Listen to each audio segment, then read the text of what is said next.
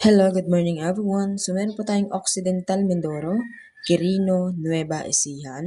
So yung mga taga-Oriental Mindoro, nanalo pala yung sumada natin noon pero no comment din sila. So bakit kaya ganun guys? Unang-una pa lang guys, hindi kayo mananalo kung hindi rin po ako nag-share ng sumada. So pangalawa, dapat naalala nyo rin po yung nag-share sa inyo ng sumada para po tayo ay ganahan na lagi mag-update ng inyong lugar at hindi po yun mawala. No? So, pagkakasi ganun guys, nakakatamad na pong mag-update ng lugar ninyo. Kasi kung sa libu-libong mga followers ko guys na nanonood, eh wala naman nakaalala kahit isa. So, bakit ko pa ba aalalahanin ang lugar ninyo? 'Di ba? Isa po yung isang puntos po yun, isang point po yun, na bakit ko aalalahanin ang lugar ninyo kung ako mismo ay hindi ninyo maalala, 'di ba? So, unang-una, nag-share ako ng sumada. So, pangalawa guys, pinaghirapan ko yung sumada. So, nakikita naman ninyo na once ako po ay nagsusumada, meron po tayong copy, meron po tayong kopya. So, ibig sabihin, maraki ang chance na yan po talaga ay lumabas dahil dyan po yan base ang ating sumada. So, kung makikita ninyo guys, talagang lumalabas po ang sumada ko, hindi umaabot ng 7 days to 3 days na andyan na yan. Lumalabas na. Minsan nga, kasusumada ko pa lang, nandyan na, di ba? Alam nyo yan. So, dapat alam nyo rin kung paano magbigay ng share sa inyo pong taga-sumada. So, sana po guys, marunong din kayo mag-share, hindi po kayo makasarili dahil hindi po araw-araw ay Pasko at hindi po araw-araw ay mabait ako. So, yan lang guys.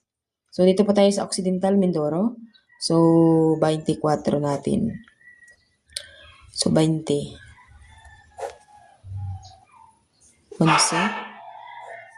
Tsaka, Gis. Okay, so Gis tayo. Okay, Occidental Mindoro yan. 3 days pong tatayan ha. Okay, 5, 30, 34, 16. Okay, still lang Quirino. Nueva Ecija guys. So, 21, 31, 21. So, 22 tayo. 22, 20, 11, 32. No, so, ang galing ko magsumada, no? Ang bilis. Ganito po kasi yan. So, siyempre, isang tingin ko pa lang dyan, guys. Alam ko na yan.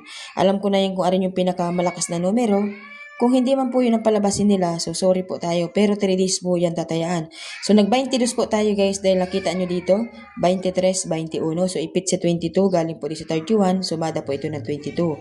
So, nakita nyo sa taas, nag-20, 20. So, dito sa baba, maaari pa rin siya, guys, mag-20 kasi po tatapatan niya ay si 2 or di kaya mag-11. Diba? So, dalawang klase po yan ang sumada ng 11. And then, yung 32 ay galing po dito sa 31 pasunod at galing po dito sa 23 pabaliktad. Okay? So, yan po ang ating sumada sa steel ng Occidental Mindoro, Quirino at Nueva Ecija. Good luck everyone! Please like it.